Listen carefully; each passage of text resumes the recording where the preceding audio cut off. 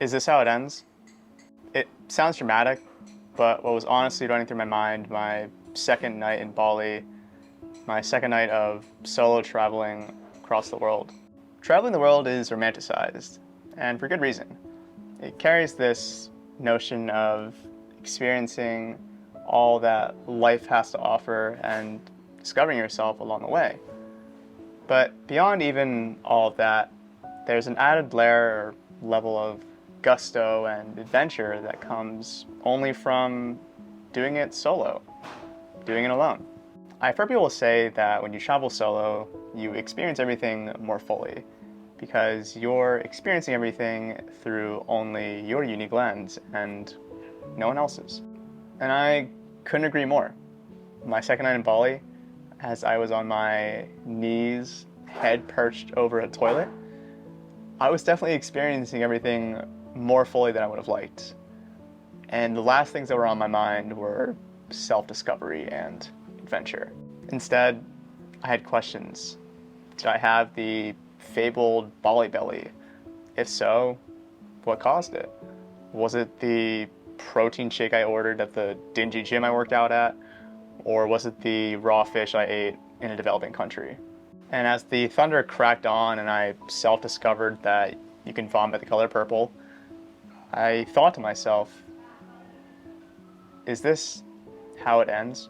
Alone, in a foreign country, body sprawled out over a bathroom floor, no one knowing who I was or that I existed, apart from the Airbnb hosts who I hadn't even met.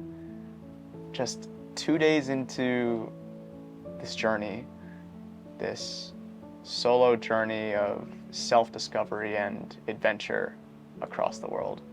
It was a fleeting thought, but in that moment, I was scared.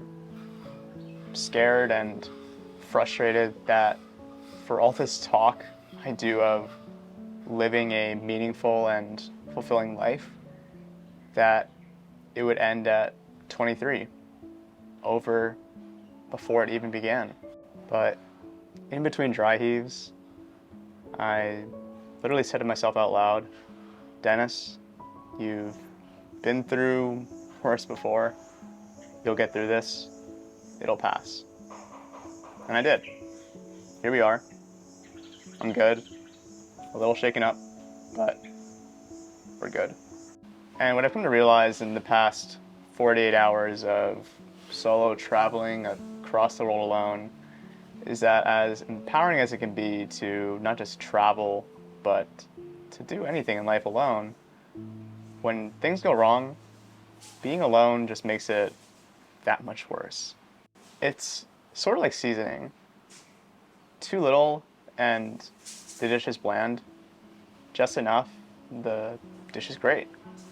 Too much and the dish is ruined. And the thing is, what makes a dish great will depend on your palate. It'll depend on the dish, and it'll depend on how you're feeling at the time.